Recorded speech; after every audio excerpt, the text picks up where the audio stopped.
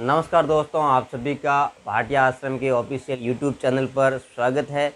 और आज कल हमने रीड की कक्षाएं प्रारंभ की थी, जिसमें हमने बाल विकास एवं शिक्षा शास्त्र का जो सिलेबस था उसके बारे में जानकारी प्राप्त की थी। आज हम उसी को थोड़ा आगे बढ़ाते हैं और इकाई 1 को पढ़ना प्रारंभ करते हैं। तो उसके बारे में हम जानते हैं कि इसमें हमें क्या क्या अध्ययन करना है, ताकि हमें इसमें से एक भी क्वेश्चंस एग्ज़ाम पेपर में बाहर से नहीं मिले।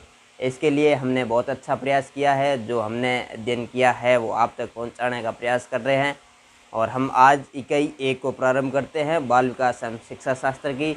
तो आज हम इकाई 1, जिसमें बाल विकास है, इकाई 1 का हम अध्ययन करेंगे। इकाई 1 ये पूरी बाल विकास से संबंधित है।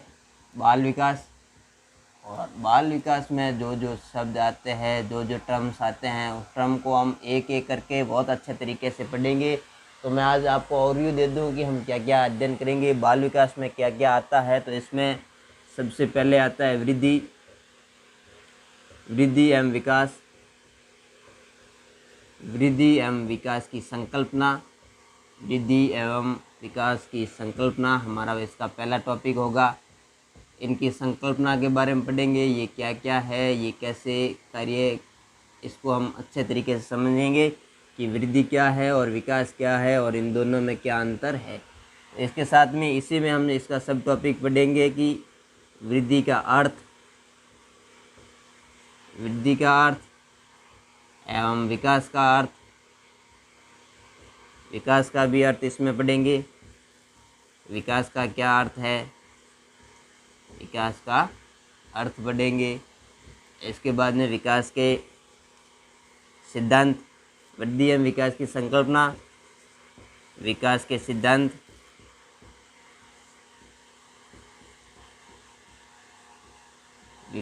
सिद्धांत, ये आज हमारा ओवरव्यू रहेगा। इन दोनों टॉपिकों को हम आज अध्ययन करेंगे और बाल विकास को थोड़ा सा जानेंगे। ये दोनों टॉपिक है वृद्धि एवं विकास, और इसका अंतर भी, वृद्धि एवं विकास का अंतर भी हम आज जानेंगे। तो ये हमारा आज का टॉपिक का आज हमारी क्लास रहेगी। इन दो मुख्य बिंदुओं पर हमारी आज की क्लास रहेगी। और इसके साथ में ही हम जानेंगे कि विकास की परिभाषा, विकास की क्या क्या परिभाषा हैं, विकास की परिभाषाएं भी पढ़ेंगे हम।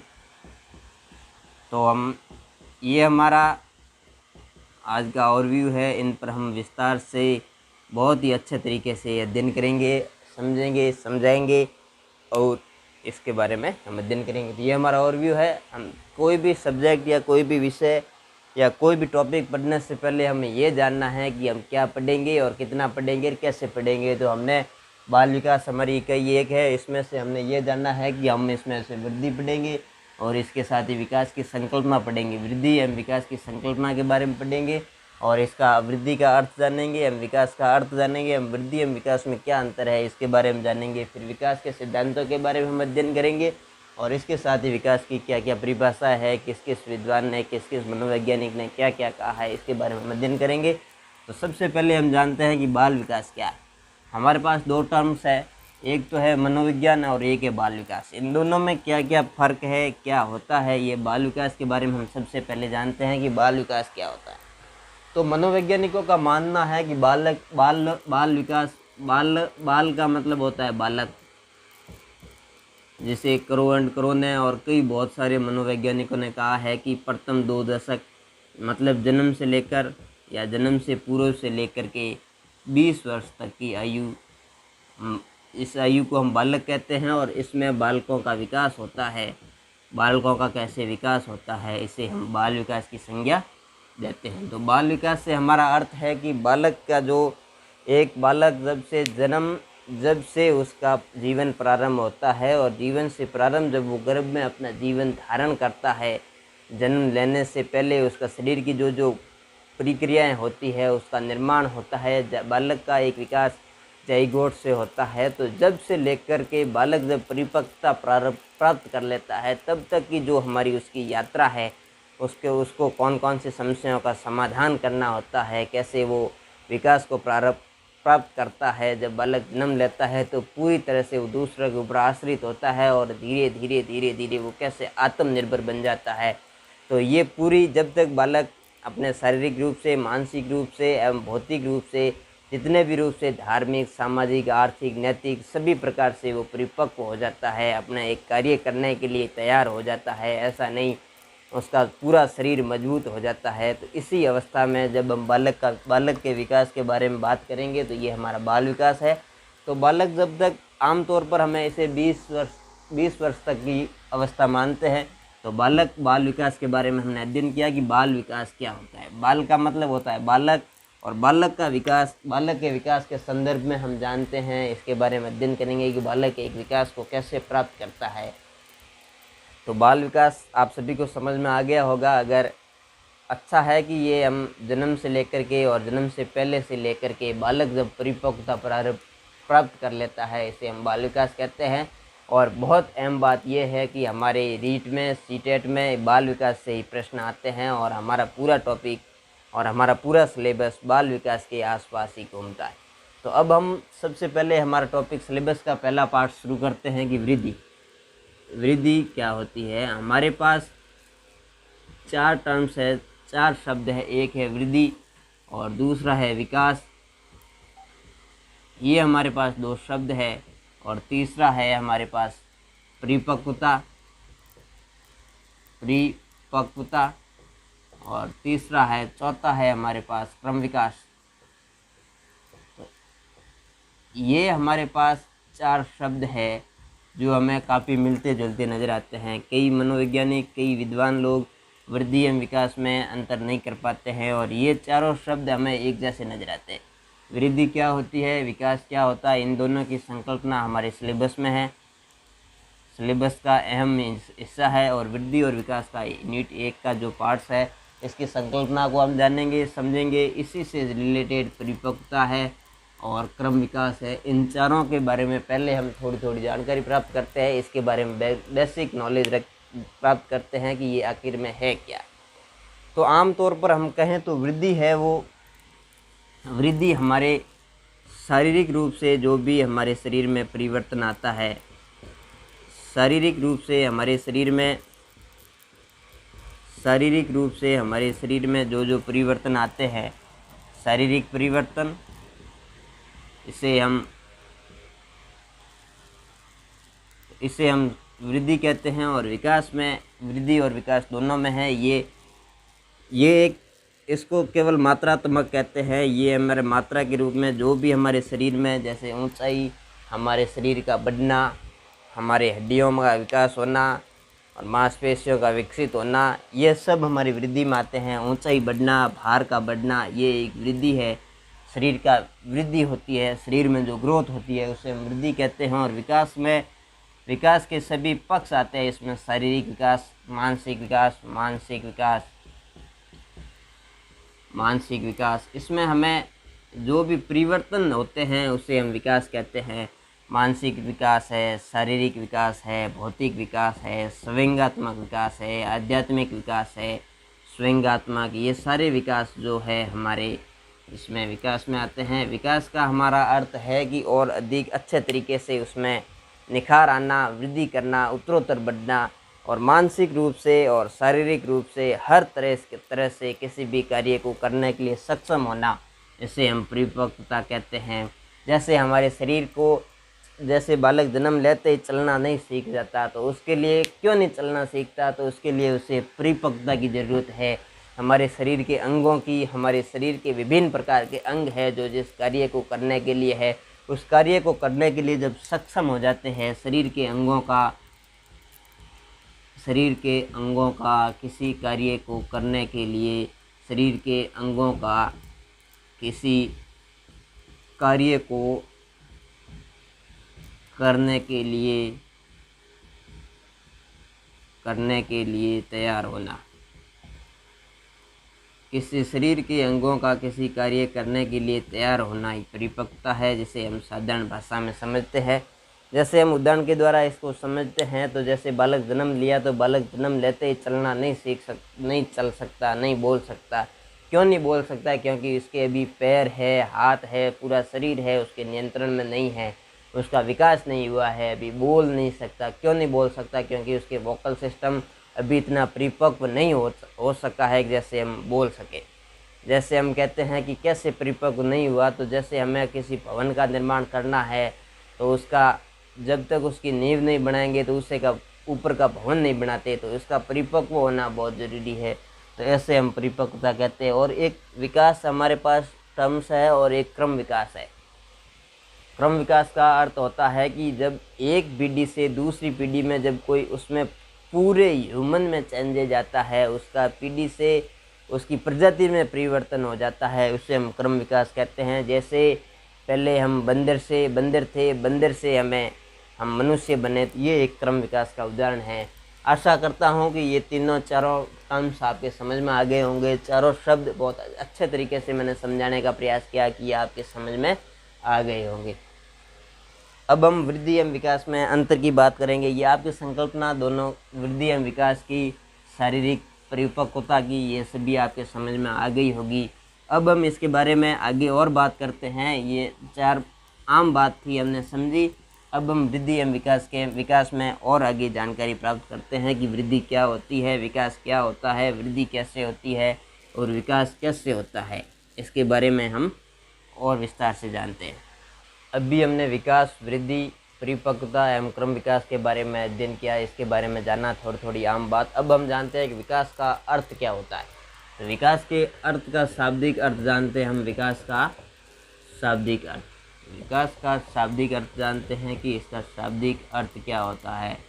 तो विकास का शाब्दिक अर्थ होता है कि और अधिक प्रगति करना, और अधिक प्रगति करना, किसी परिपक्वता की ओर जाना, अधिक परिपक्वता की ओर जाना, ये हमारा विकास का शाब्दिक अर्थ है। और अधिक प्रगति करना और परिपक्वता की ओर जाना, परिपक्वता की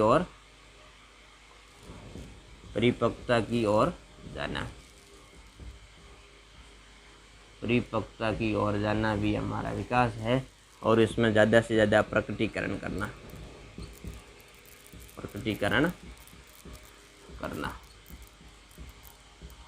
ये हमारा विकास का शाब्दिक अर्थ है।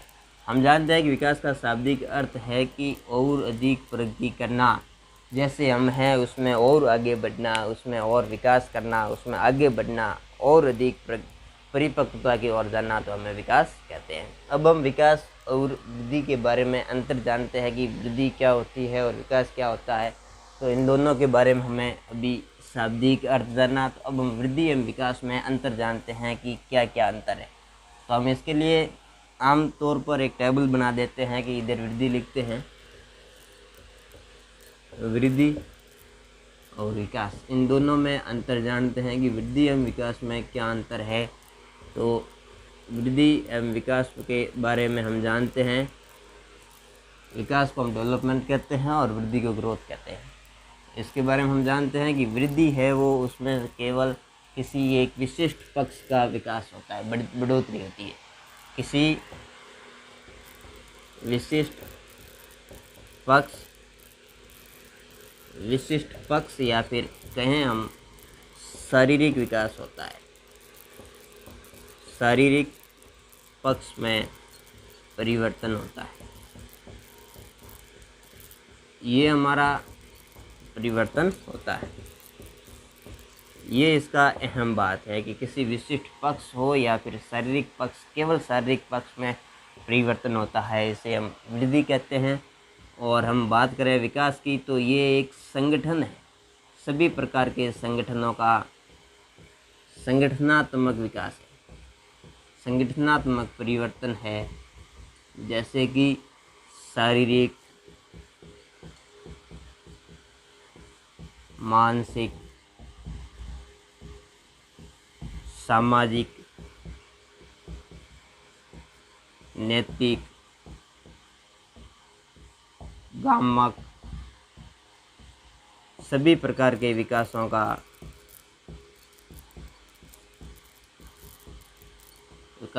संगठन है। इनमें जो परिवर्तन होते हैं, इन सभी में जो परिवर्तन होते हैं उसे हम विकास कहते हैं। इन सभी में होने वाले परिवर्तनों को हम विकास कहते हैं। परिवर्तनों को विकास कहते हैं। तो विकास का हमें सीधा साधा अर्थ समझ में आ गया कि एक विशिष्ट पक्ष में जो परिवर्तन होते हैं, जैसे केवल शारीरिक रूप में, जैसे कि ऊंचाई, जैसे बच्चे की हाइट बढ़ गई, बड़ा हो गया, मोटा हो गया, मांसपेशियों में विकास हुआ, दांतों का आना, ये सारे के सारे वृद्धि के उदाहरण हैं। और विकास के उदाहरण है कि बच्चा बोलने लग गया, बोलने लगा है, समझने लगा है, चलने लगा है, चलने लगा है। तो ये सारे के सारे विकास है बच्चे के, इसे हम वृद्धि एवं विकास में कहते हैं। अब हम बात करते हैं कि वृद्धि को हम माप सकते हैं। दूसरा हमारा पॉइंट है कि ये मात्रात्मक होती है। मात्रात्मक वृद्धि है वो मात्रात्मक होती है, एक निश्चित मात्रा में होती है। और विकास है वो गुणात्मक होता है, गुणों में वृद्धि होती है। ये मात्रात्मक एवं गुणात्मक कैसे होते हैं, इसे हम उदाहरण के द्वारा समझते हैं कि जैसे कोई बालक है, बालक का जन्म हुआ, जन्म होने के बाद में जन्म होते समय उसकी हाइट मान लो, वजन था वो 3.5 किलो था, वजन था उसके 3.5 किलोग्राम था। और 2 महीने के बाद में वो 4 किलो का हो गया। इसे हम मापन किया, ये मात्रात्मक है। इसकी मात्रा थी मात्रा का मतलब ये होता है किसी यूनिट में उसे ला सकते हैं, इसे हम मात्रात्मक कहते हैं। तो 3.5 किलोग्राम था जन्म के समय, 1-2 महीने के बाद में वो 4 किलोग्राम हो गया। इसे हम मात्रात्मक के रूप में मापा, हमने इसका मापन किया, तो इसे मात्रात्मक कहते हैं। और ये गुणात्मक है। गुणात्मक कैसे, जैसे चलना सीखा, तो इसे हम कैसे माप सकते हैं कि इतना चला, ऐसे बोलने लगा। इसमें कई प्रकार के ऐसे विकास होते हैं जो गुणात्मक होते हैं, गुणों के आधार पर इसे हम कहते हैं कि इसका तीसरा है कि इसे हम मापन कर सकते हैं, मापा जा सकता है। जैसे हमने मापा जा सकता है। और इसे हम अनुभव कर सकते हैं। ये इसे हम अनुभव करते हैं कि इसमें इतना विकास हुआ है। जैसे कोई पहले झूठ नहीं बोल रहा था, अब झूठ बोलने लग गया, तो उसमें ये परिवर्तन हुआ। तो इसे हम आमतौर पर तो विकास नहीं कहेंगे, क्योंकि जो अचानक से आते हैं ये एक लंबे समय तक के चलने वाले स्थायी परिवर्तन होते हैं, उसे हम विकास कहते हैं। अब ये 3 बातें समझ में आ गई। अब ये है जो संरचनात्मक है, वृद्धि है वो संरचनात्मक है, एक संरचना है। और ये विकास है वो कार्यात्मक है। वृद्धि संरचनात्मक है, हमारे शरीर की संरचना है, ये संरचनात्मक है, संरचनात्मक है। और ये कार्यात्मक है। क्या है, कार्यात्मक है। अब कोई भी संरचना, जैसे हमारा शरीर है तो ये एक संरचना है। अब वो क्या कार्य करता है, वो उसके फंक्शन है, वो कार्यात्मक है।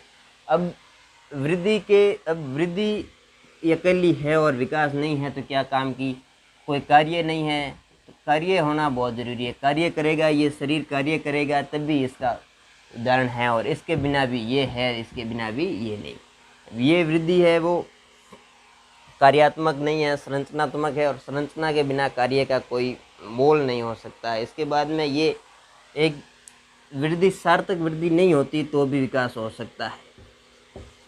ये वृद्धि के बिना, ये दोनों पूरक है एक दूसरे के। और ये सार्थक विकास के अभाव में भी, सार्थक वृद्धि के विकास में सार्थक वृद्धि होती है, उसके अभाव में भी, सार्थक वृद्धि के अभाव में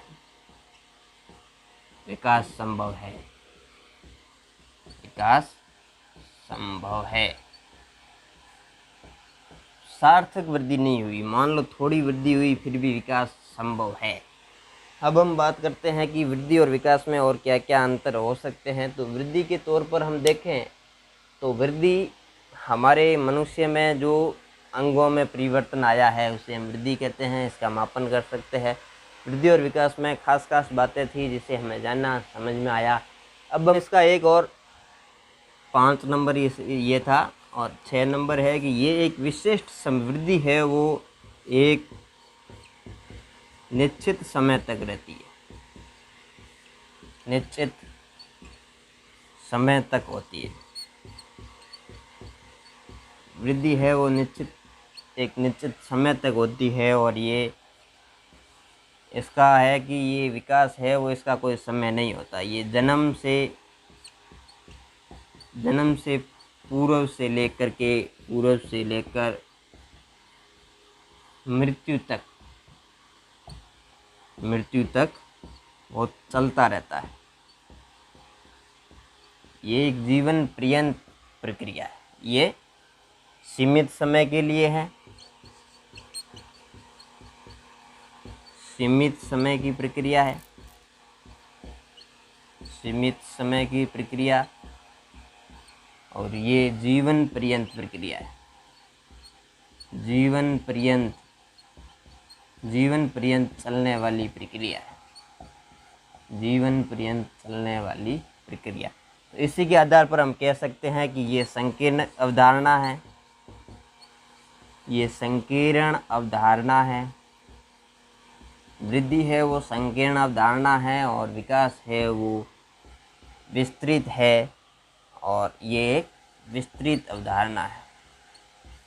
विस्तृत क्यों है, ये हमने बात की ना कि ये एक जीवन पर्यंत चलने वाली प्रक्रिया है और ये एक निश्चित समय तक होती है। निश्चित का मतलब है कि परिपक्वता तक ये चलती है। परिपक्वता प्राप्त होने के बाद में वृद्धि रुक जाती है। जैसे एक इंसान की हाइट होती है 6.5 फुट 7 फुट जितनी होनी है, वो परिपक्वता तक हो जाती है। उसके बाद में उसकी हाइट और आगे नहीं बढ़ेगी। तो ये एक वृद्धि का उदाहरण है। उसके बाद में बालक ने जैसे मान लो हिंदी सीख ली, उसके बाद में 50 वर्ष के बाद में भी वो अंग्रेजी भाषा या किसी फॉरेन भाषा को सीखना चाहता है तो सीख सकता है। तो इसका मतलब ये है कि ये जन्म से लेकर के या जन्म से पूर्व गर्भाधारण से लेकर के मृत्यु तक चलने वाली प्रक्रिया है। कोई भी व्यक्ति ऐसा नहीं है कि 50 वर्ष की आयु में या उससे अधिक आयु में किसी भी अवस्था में वो किसी भी भाषा को सीख सकता है या नया कार्य सीख सकता है। जैसे बाइक चलाना सीख सकता है, कार चलाना सीख सकता है। तो ये एक जन्म से पूर्व यानी गर्भाधारण से लेकर के मृत्यु तक चलने वाली प्रक्रिया है। ये जीवन पर्यंत चलती है, इसलिए इसे विस्तृत अवधारणा कहते हैं। और ये संकीर्ण अवधारणा है। छोटे से समय के लिए, एक छोटे से काल के लिए जीवन की एक अवस्था या 2-3 अवस्थाओं तक परिपक्वता प्राप्त होने तक चलती है। इसे हम वृद्धि कहते हैं। तो हमने वृद्धि एवं विकास में बहुत सारे अंतर जाने। उसमें एक अंतर ये है कि जो वृद्धि है उसमें जो भी परिवर्तन होते हैं जो हमें मूर्त रूप में सामने दिखते हैं, और जो विकास है वो अमूर्त तौर पर जो भी परिवर्तन होते हैं, कुछ परिवर्तन हमें दृष्टिगोचर होते हैं, कुछ दिखाई नहीं देते। तो इसके लिए हमें इसे अमूर्त परिवर्तनों की श्रेणी में भी रख सकते हैं। तो वृद्धि और विकास के जो भी अंतर थे, उसके बारे में जो भी उसके कॉन्सेप्ट थे, उसके बारे में हमने विशेष विस्तृत अध्ययन जानकारी प्राप्त की, अर्जित की। अब हम सीधे चलते हैं कि विकास के सिद्धांत कौन कौन से हैं। जो भी हम विकास करते हैं, बच्चा जब भी जन्म लेता है तब वो पूर्ण रूप से दूसरों पर आश्रित होता है। जब वो धीरे धीरे कैसे वो स्वयं आत्मनिर्भर बन जाता है, तो इसकी जो भी ये विकास होता है कि एक बच्चा जो दूसरों पर पूर्ण रूप से आश्रित है, वो धीरे धीरे कैसे आत्मनिर्भर बन जाता है, वो कौन कौन से चरणों से गुजरता है, किन किन सिद्धांतों के द्वारा वो अपने आप को आत्मनिर्भर करता है, परिपक्व बन जाता है। तो इसके लिए हम सीधे सबसे पहले विकास के जो सिद्धांत हैं इनके बारे में विस्तृत एवं बहुत ही साधारण तरीके से, बहुत ही अच्छे तरीके से जो आराम से समझ में आ जाए। और ये हमारी गारंटी है कि एक बार आपके समझ में आ गया तो आप इसको कभी नहीं भूलोगे। और ये विकास के सिद्धांत है, इनमें से एक क्वेश्चन पक्का आने वाला है आपकी रीट में, तो इसको रट लो, इसको अच्छे तरीके से समझ लो कि ये हमारा एग्ज़ाम पेपर है और उसके लिए ही हम पढ़ रहे हैं। एग्ज़ाम पेपर में यहाँ से एक क्वेश्चन पक्का आएगा, वो भी अप्लाइड आएगा। हम आपको बहुत अच्छे तरीके से, अच्छे उदाहरणों से समझाने का प्रयास करेंगे। तो हमारे विकास के जो सिद्धांत है, इसमें पहला विकास का हमारा सिद्धांत है, विकास एक सतत प्रक्रिया है। विकास है वो एक सतत प्रक्रिया है, मतलब निरंतर चलने वाली प्रक्रिया है। ये निरंतर चलती है, एकदम लगातार चलती है। कभी धीरे चलती है, कभी धीरे तो कभी तेज, लेकिन कभी धीरे तो कभी तेज, लेकिन ये चलती रहती है। निरंतर का मतलब ये सतत प्रक्रिया है, मतलब कंटिन्यूस चलने वाली प्रक्रिया है। ये कभी धीरे चलेगी तो कभी तेज चलेगी, लेकिन चलेगी ज़रूर। इसे हम निरंतर चलने वाली प्रक्रिया कहते हैं। स्किनर ने इसके बारे में कहा है कि ये विकास जो निरंतर चलता है, सतत चलता है, इसका मतलब एक ही अर्थ है कि ये कभी भी आकस्मिक तौर पर हमारे सामने नहीं आता।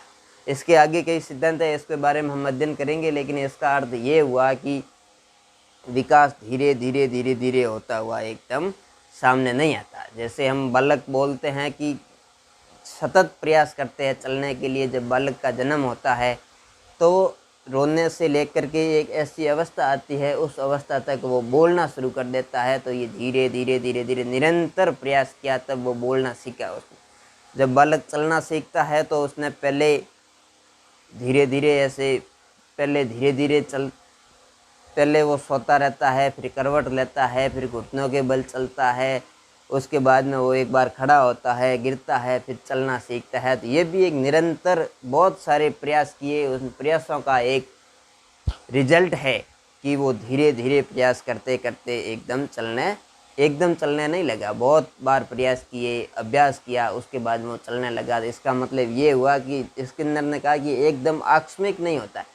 मतलब ये है कि बच्चे का आज जन्म हुआ और आज ही उसने चलना शुरू कर दिया, 2 महीने के बाद में काम पर जाना सीख गया, सभी के सामने डीलिंग, हर किसी के बातों को समझने लग गया। ऐसा नहीं होगा, आकस्मिक नहीं होगा, एकदम धीरे धीरे अपनी अवस्थाओं के अनुसार में उसका निरंतर विकास होता रहेगा। कभी धीरे होगा तो कभी तेज होगा, लेकिन निरंतर चलता रहेगा। निरंतरता का ये सिद्धांत है, सतत चलता रहेगा। इसके बाद में हमारे पास दूसरा विकास का सिद्धांत है कि ये विकास है वो व्यक्तिगत प्रक्रिया है।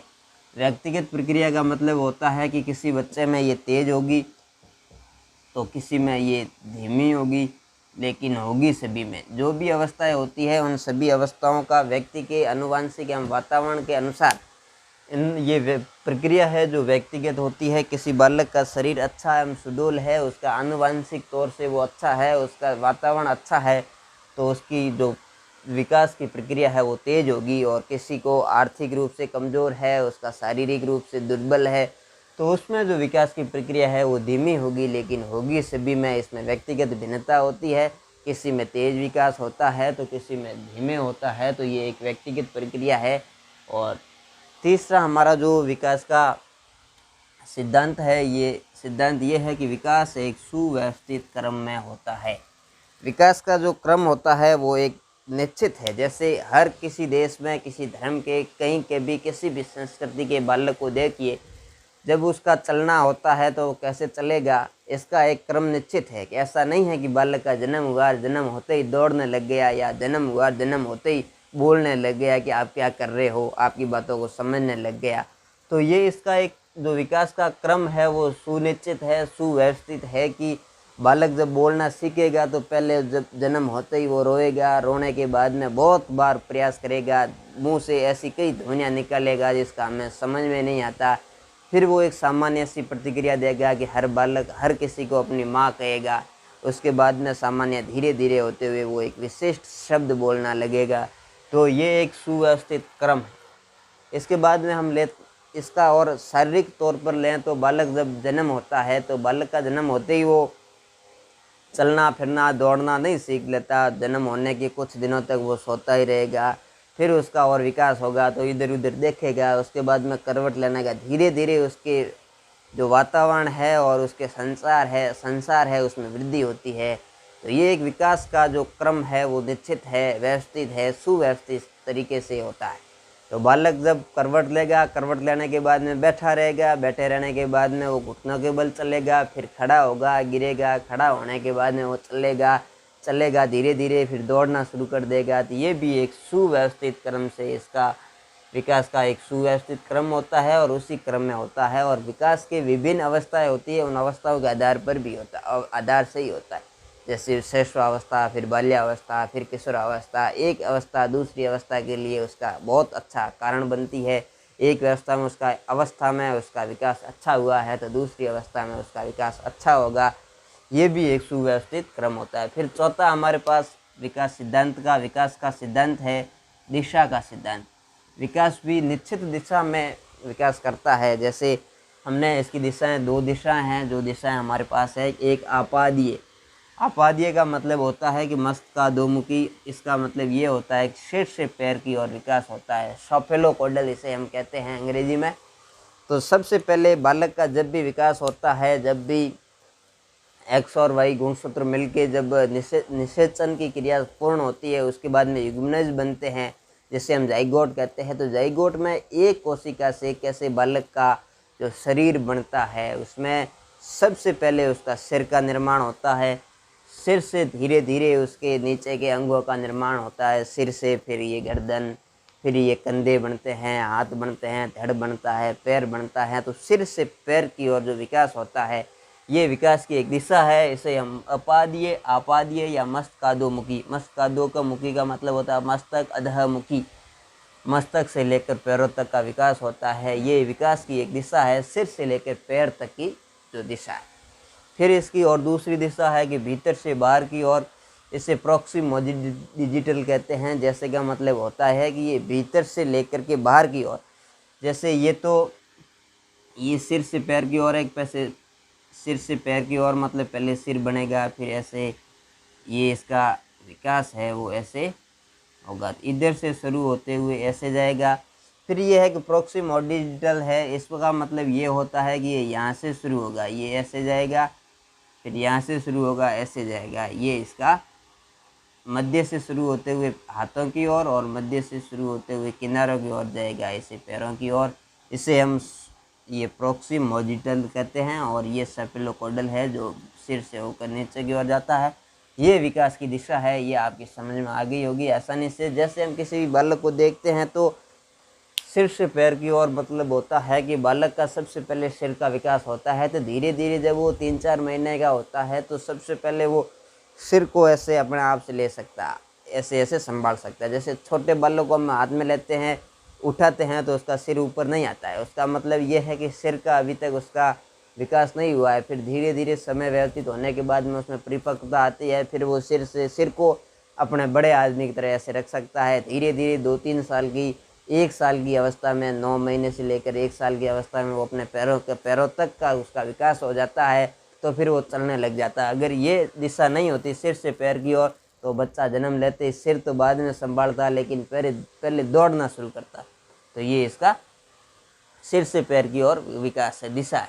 फिर हम बात करते हैं कि भीतर से बाहर की ओर। तो बच्चा जब जन्म लेता है, जन्म लेने के बाद में धीरे धीरे वो अपने हाथ को, पूरे हाथ को ऐसे पटकता है, मतलब यहाँ से विकास होता है। फिर ऐसे किसी गिलास को उठाना है तो पहले दोनों हाथों से पकड़ने का प्रयास करेगा, फिर वो स्पेसिफिक अंगुलियों से भी उसे पकड़ सकता है। जैसे आज छोटे बालों को हम पेन पकड़ाएंगे तो वो पूरे हाथ से, ऐसे दोनों हाथों से भी पकड़ सकता है, एक पूरे हाथ से पकड़ेगा। फिर धीरे धीरे उसके अंगुलियों का विकास हो जाएगा तो वो ऐसे अपने हाथ से भी लिखना सीख जाएगा। फिर हम बात करते हैं कि गामक विकास की। तो इसमें सूक्ष्म विकास और स्थूल विकास है। तो ये पूरे दोनों विकास इसमें धीरे धीरे होते हैं। गामक विकास में यही है कि बालक का गति का विकास होता है, कि बालक चलना सीखता है, दौड़ना सीखता है। जो भी अपने हाथों का, पैरों का, शरीर का मूवमेंट करेगा तो उसी के अनुसार करेगा। तो उसका एक क्रम निश्चित होता है। जैसे बालक पहले बैठना सीखेगा, उसके बाद में दौड़ना सीखेगा, खड़ा होना सीखेगा, उसके बाद में दौड़ना सीखेगा। ये गामक विकास का एक बहुत ही अच्छा सिद्धांत है। फिर है कि विकास है वो अंत्यक्रिया।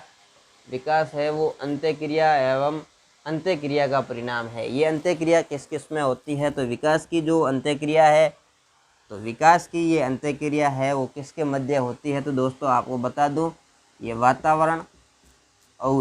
वातावरण एवं वंशानुक्रम में ये अंत्यक्रिया होती है। एवं वंशानुक्रम में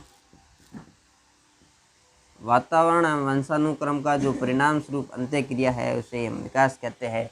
तो ये वातावरण और विकास में जो वातावरण एवं वंशानुक्रम में जो उसका अंत्यक्रिया का परिणाम है, तो ये कैसे होता है कि बालक का वंशानुक्रम ये निर्धारित करता है कि बालक किस सीमा तक विकसित होगा। उसका शारीरिक विकास, मानसिक विकास किस सीमा तक जा सकता है, किस सीमा तक हम उसका विकास कर सकते हैं, मतलब होगा। बालक का विकास जैसे वंशानुक्रम में आ गया कि बालक की हाइट इतनी है तो उतनी हाइट होगी, ये उसका वंशानुक्रम कहता है। लेकिन उसके शरीर को हष्ट-पुष्ट बनाने के लिए और मानसिक तौर से अच्छा बनाने के लिए उसकी वातावरण उसका एक जिम्मेदार, बहुत ही अच्छा फैक्टर काम आता है। तो इसका मतलब ये है कि विकास में न तो वातावरण का महत्वपूर्ण भूमिका है और न ही वंशानुक्रम की, दोनों की बराबर की भूमिका है, और ये दोनों की अंतःक्रिया के कारण ही विकास होता है। अब हम बात करते हैं कि विकास के विभिन्न पक्ष अंतर संबंधित होते हैं। विकास के विभिन्न पक्ष कौन कौन से? तो विकास के जितने भी पक्ष होते हैं, जैसे शारीरिक विकास, मानसिक विकास, सामूहिक विकास, धार्मिक विकास, ये सारे विकास होते हैं जो एक दूसरे से अंतर संबंधित होते हैं। जैसे एक पक्ष का विकास अच्छा हुआ, जैसे मानसिक रूप से बच्चा अच्छा है, उसका विकास अच्छा है, तो उसका शारीरिक विकास भी अच्छा होगा। तो ये विकास के सभी पक्ष एक दूसरे पर निर्भर करते हैं। बच्चा मानसिक रूप से अच्छा है तो उसका सामूहिक विकास भी अच्छा होगा, गामक विकास शारीरिक रूप से अच्छा है तो उसका गामक विकास अच्छा होगा, और ये सारे विकास अच्छे हैं तो उसका सामूहिक विकास अच्छा होगा। तो ये सभी पक्ष एक दूसरे पर निर्भर है, अंतर संबंधित है, और ये एक विकास अच्छा होने से दूसरा विकास अच्छा होता है। आशा करता हूँ कि ये विकास के जो विभिन्न पक्ष है वो अंतर संबंधित है, ये बात आपको अच्छे तरीके से समझ में आ गई होगी। अब बात करते हैं कि विकास जो है वो एकीकृत रूप में होता है। विकास का मतलब ये होता है कि हमें जो भी शरीर होता है, हमारा विकास होता है, उसका एकीकृत रूप में होता है। एकीकरण का सिद्धांत यहाँ पर लागू होता है, और ये एकीकरण के सिद्धांत में जो बालक है वो उसका विकास सबसे पहले, मान लो कि हाथों का विकास हुआ है तो उसके बाद में सबसे पहले हाथ करेगा, फिर अंगुली, ये पूरा हाथ काम करता है। तो ये एक स्पेसिफिक है, मतलब सामान्य से लेके विशिष्ट की ओर है। तो ये इसमें बालक का एकीकरण है, और एकीकरण होने के बाद में शरीर का हम देखते हैं कि हमारा पूरा शरीर एक ही है। ये तो हमने अपनी सहूलियत के हिसाब से अलग अलग पक्षों में करते हुए इसको विकसित किया है। बाकी पूरे शरीर का एकीकरण के रूप में, एकीकृत रूप से विकास होता है कि कोई तीव्र होता है, कोई धीरे होता है। तो इसे हम एकीकृत रूप में देखते हैं, विकास एकीकृत है। फिर हम बात करते हैं कि विकास संचयी होता है। विकास संचयी का मतलब ये होता है कि विकास, जो हमने पहले विकास एक सतत प्रक्रिया है, उसमें स्किनर महोदय की बात को हमने देखा था कि विकास है वो आकस्मिक नहीं होता। तो संचयी का मतलब यही होता है कि धीरे धीरे विकास करते हुए जो भी है, थोड़ा थोड़ा करते एक जमा होता है। उसके बाद में अच्छे तरीके से, जैसे बालक चलना सीखेगा, तो इसमें संचयी विकास संचयी कैसे हुआ? तो चलने के लिए पहले उसने बैठना सीखा, फिर उसने खड़ा होना सीखा,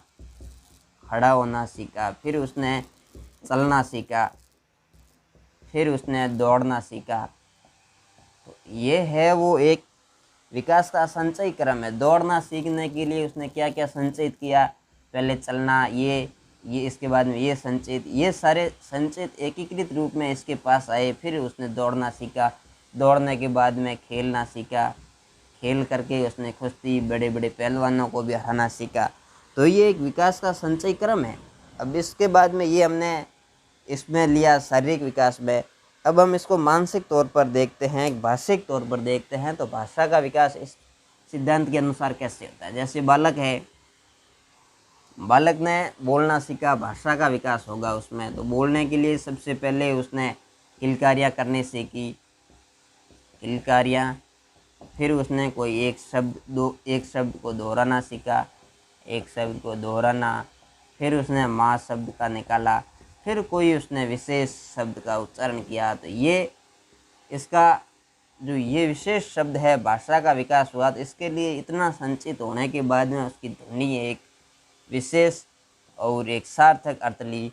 तो ये एक विकास का संचयी रूप है। ऐसे विकास संचित होता है, और विकास संचित होने के बाद में विभिन्न, जैसे किशोरावस्था में बालक गया तो उसके पास में बाल्यावस्था, शैशवावस्था के जो भी विकास थे वो संचित रूप में उसके पास है। अब हम बात करते हैं कि विकास है वो सामान्य से विशिष्ट की ओर होता है। ये बहुत ही इम्पोर्टेंट पॉइंट है, सिद्धांत है, ये हमारे पिछले एग्जाम में भी आया हुआ है। तो विकास है वो सामान्य से विशिष्ट की ओर होता है, जनरल टू स्पेसिफिक होता है। विकास कैसे होता है? जनरल टू स्पेसिफिक होता है, मतलब इसके बारे में हम विशेष बात करेंगे कि विकास है वो सामान्य से विशेष की ओर कैसे होता है। इसमें एग्जामिनर आपको भ्रमित करने के लिए ऐसे भी देगा इसका एक क्वेश्चन बहुत अच्छा आएगा कि आपको ये भी दे देगा, फिर आप भूल जाओगे कि सामान्य से विशेष की ओर था या विशेष से सामान्य की ओर था। तो आपको ये याद रखना है कि विकास है वो सामान्य से विशेष की ओर होता है। सामान्य से विशेष की ओर कैसे होता है, इसके लिए हम एक बहुत ही अच्छा उदाहरण देखेंगे हमारे आसपास के। जब आप छोटे बच्चों के साथ रहते हैं तो इसमें आपको बहुत ही आसानी से ये बात समझ में आ जाती है। जैसे कि सामान्य से विशिष्ट की ओर होता है तो बालक ये होता है कि पहले इसको भाषा के तौर पर हम देखते हैं कि समझते हैं कि सामान्य से विशिष्ट की ओर कैसे जाते हैं। तो बालक सबसे पहले बोलने के लिए एक सामान्य सी बात को उच्चारण करेगा। पहले जैसे रोना है तो रोना एक सामान्य है, प्रत्येक बालक रोता है। रोना क्या है, सामान्य सी बात है। तो प्रत्येक बालक रोता है, इसमें कोई ये नहीं है कि अच्छे तरीके से रो रहा है कि बुरे तरीके से रो रहा है, वो अपने संवेग जो है उसको प्रकट कर रहा है। तो ये रोना एक सामान्य है। रोने से बालक ने थोड़ा बहुत बोलना सीखा, जैसे हंसना सीखा, बोलना सीखा। हंसने के बाद में उसने बोलना एक एक अक्षर या एक एक अक्षर बोलना सीखा, एक एक अक्षर। फिर उसने एक शब्द सीखा, और शब्द में भी क्या सीखा उसने, माँ शब्द सीखा। माँ शब्द सीखा तो प्रत्येक उसके माँ के जैसे दिखने वाली स्त्रियों को, महिलाओं को वो माँ के नाम से संबोधित करता है। तो ये एक सामान्य हो गया, मतलब प्रत्येक स्त्रियों के लिए, प्रत्येक महिलाओं के लिए बालक, महिलाओं के लिए बालक माँ शब्द उच्चारण करता है, माँ शब्द का प्रयोग करता है, माँ शब्द का प्रयोग करता है। तो या फिर वो पापा कहता है हर किसी व्यक्ति को। तो ये एक सामान्य सी प्रक्रिया होगी।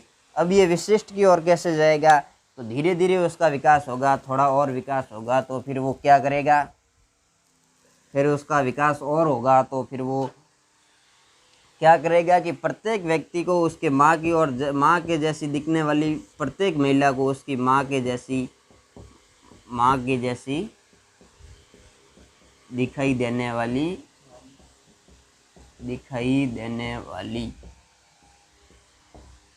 प्रत्येक महिला को वह बालक माँ नहीं कहेगा, वह बालक माँ नहीं कहेगा। तो ये क्या हुआ कि ये सामान्य स्थिति थी, फिर ये विशिष्ट स्थिति आ गई, विशिष्ट स्थिति आ गई। तो विकास है वो सामान्य से विशिष्ट की ओर आया। कैसे आया ये समझ में आ गया। तो वो फिर माँ के लिए, अपनी माँ के लिए अपना माँ कहेगा, फिर अपने जो भी चाची है तो उसे चाची के नाम से जाना जाएगा, माँ, मम्मी, दादी, सभी को अलग अलग नाम से वो उच्चारित करेगा। तो ये एक सामान्य, ये जो माँ थी वो सामान्य से, ये सामान्य स्थिति थी, और ये विशिष्ट स्थिति थी। इसे हम सामान्य से विशिष्ट की ओर। आशा करता हूँ कि ये आपके अच्छे तरीके से समझ में आ गया। अब बात करते हैं कि इसका जो क्वेश्चन है वो कैसे आएगा। पिछले एग्जाम में इसका क्वेश्चन आया था कि निम्न में से विकास का सिद्धांत नहीं है। कैसे सवाल आया कि निम्न में से विकास का सिद्धांत नहीं है। क्वेश्चन आया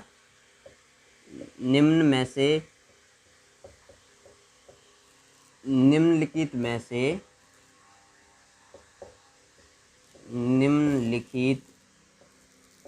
से विकास का सिद्धांत नहीं है। फिर इसमें ऑप्शन दे दिए, 1 नंबर सामान्य से विशिष्ट की ओर, सामान्य से विशिष्ट की ओर, सामान्य से विशिष्ट की ओर, विशिष्ट से सामान्य की ओर, विशिष्ट से सामान्य की ओर। विकास की भविष्यवाणी की जा सकती है। विकास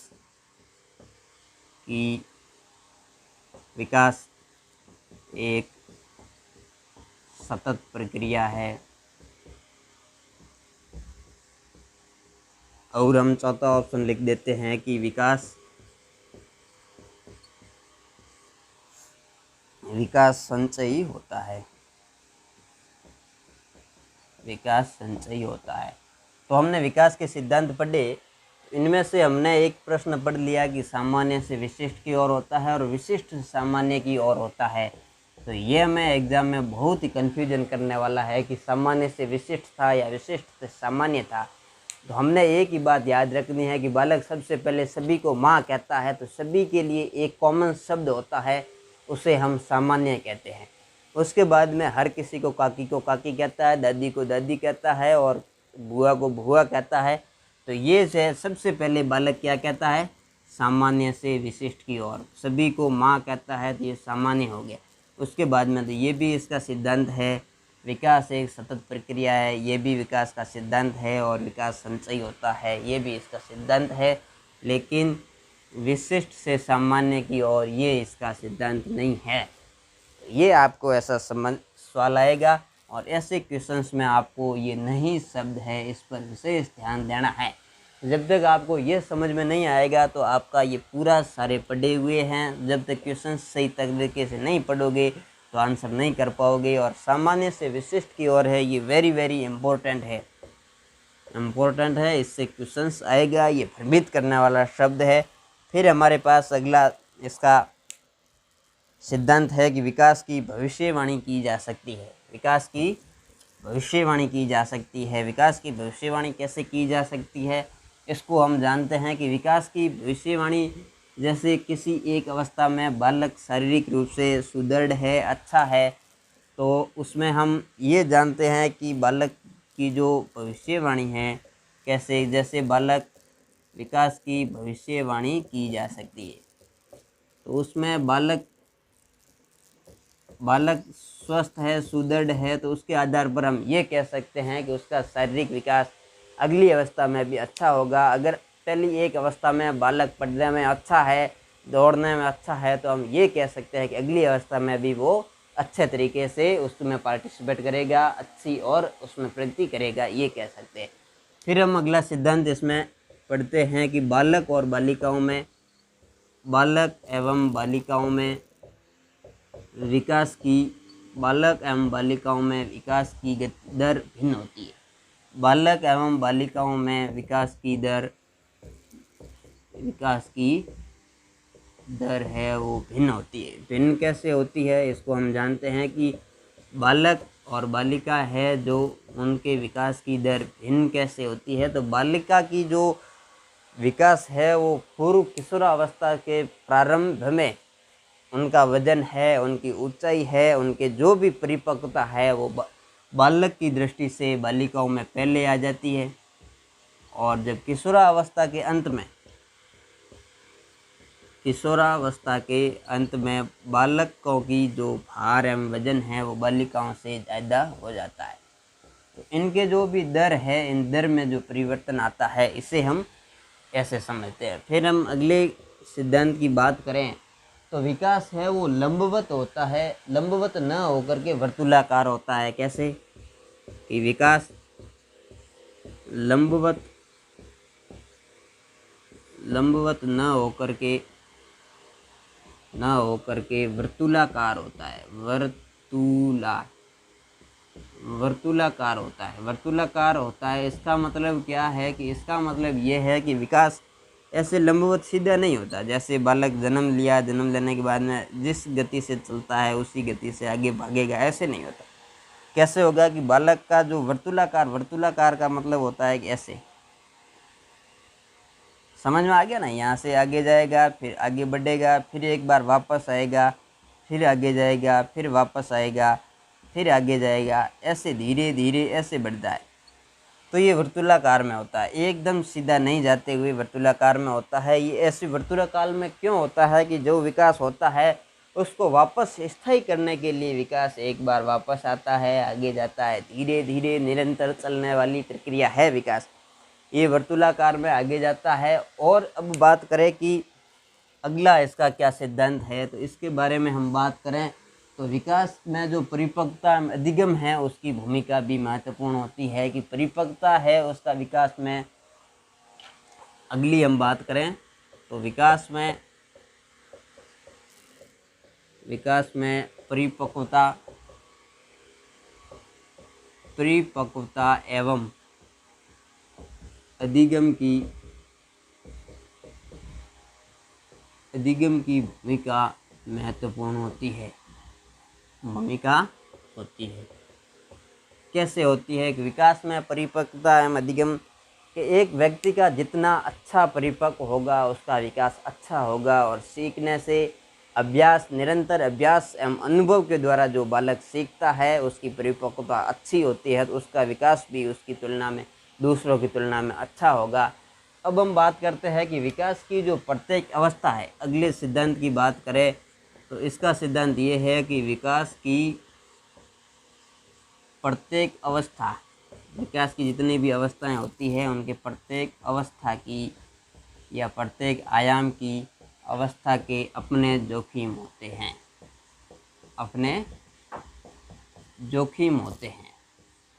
जोखिम कैसे होते हैं कि जोखिम का मतलब होता है खतरे होते हैं। जो विकास की प्रत्येक अवस्था है उसके अपने खतरे होते हैं।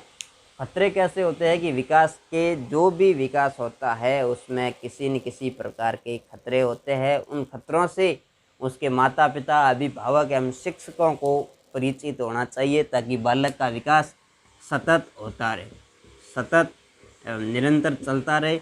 अब हम बात करते हैं कि बालक के जो विकास की बात है उसमें है कि विकास की आरंभिक बुनियाद जो महत्वपूर्ण होती है। बालक का जो विकास होता है, बालक के विकास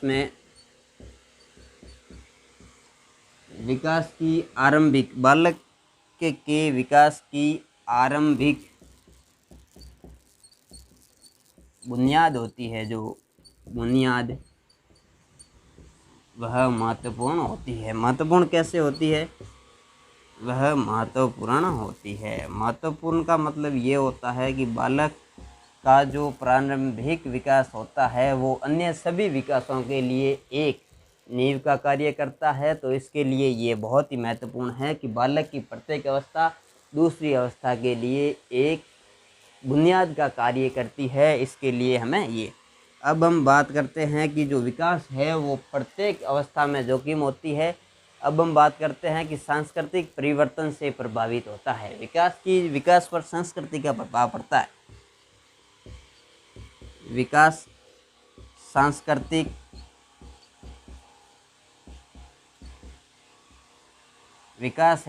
पर संस्कृति का प्रभाव पड़ता है और सांस्कृतिक परिवर्तनों से प्रभावित होता है।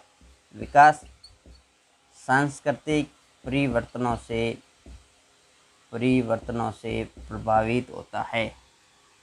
सांस्कृतिक परिवर्तनों से प्रभावित कैसे होता है कि जब भी बालक का मानसिक विकास होता है तो बालक जिस भी संस्कृति में रहता है वो वही सीखेगा, उसके अनुसार आचरण करेगा और उसी के अनुसार उसका विकास होगा। तो हमने विकास के सिद्धांतों के बारे में अध्ययन किया। दोस्तों, आज हमने जो टॉपिक पढ़े हैं उसके बारे में हम बात करेंगे। तो बाल विकास के बारे में हमने सामान्य जानकारी प्राप्त की, बाल विकास, और इसके बाद में हमने वृद्धि एवं विकास की संकल्पना, वृद्धि एवं विकास की संकल्पना के बारे में हमने अध्ययन किया। और इसके बाद में हमने वृद्धि एवं विकास में अंतर देखा, वृद्धि एवं विकास में अंतर। इसके बाद में हमने विकास के सिद्धांतों का अध्ययन किया, विकास के सिद्धांतों का अध्ययन किया। अब मैं आशा करता हूं कि ये जो चारों पॉइंट हमने अपने सिलेबस में थे इसको अच्छे तरीके से क्लियर किया। दोस्तों, एक बार मैं वापस रिपीट कर दूं कि बाल विकास क्या होता है। बाल विकास जो है बालक के जन्म से लेकर गर्भाधारण से लेकर के जो किशोर परिपक्वता के काल तक जो हम उसका अध्ययन, जो भी उसका विकास होता है उसका अध्ययन हमारा है वो बाल विकास कहलाता है। और बाल विकास के बाद में हमने वृद्धि एवं विकास के बारे में अध्ययन किया। तो शारीरिक रूप से या एक पक्ष का जो हमारे शरीर का विकास होता है, उसमें परिवर्तन होता है, उसे हम वृद्धि कहते हैं, और ये एक संरचनात्मक हमारा पक्ष है। इसके बाद में हमने विकास की संकल्पना के बारे में बात की। तो विकास है वो हमारे शरीर के संपूर्ण संगठनात्मक का जो वृद्धि है, उसमें परिवर्तन है, उसे हम विकास कहते हैं। इन दोनों का ये कार्यात्मक पक्ष है और ये संरचनात्मक पक्ष है। ये मात्रात्मक है और ये गुणात्मक है। ये परिणामात्मक है, ये गुणात्मक है। इसके बारे में हमने बात की और इनमें अंतर के बारे में भी हमने आमतौर पर बड़ी बड़ी मोटी मोटी बातें की जो हमें समझ में आए। और विकास के सिद्धांतों का भी हमने अध्ययन किया कि विकास के कौन कौन से सिद्धांत हैं। विकास एक सतत प्रक्रिया है, विकास निरंतर चलने वाली प्रक्रिया है, विकास की भविष्यवाणी की जा सकती है, विकास सामान्य से विशिष्ट की ओर है। इन सभी के बारे में हमने विस्तृत अध्ययन किया। दोस्तों, आपको ये हमारा लेसन कैसा लगा? अगर अच्छा लगा हो तो लाइक कर दीजिएगा, शेयर, कमेंट एंड भाटिया आश्रम बालोतरा को सब्सक्राइब करना नहीं भूलें। सब्सक्राइब ज़रूर करें और अपने दोस्तों के साथ शेयर करें। लाइक एंड कमेंट करना अवश्य न भूलें। दोस्तों, आप सभी से आपका कमेंट और आपका सब्सक्राइबर एंड आपकी जो लाइक है वो हमें एक अच्छी एनर्जी देती है। जितने अधिक लाइक एवं कमेंट आएंगे उसके आधार पर हम बहुत अच्छी तैयारी करके आपको अच्छे से अच्छा समझाने का प्रयास करेंगे।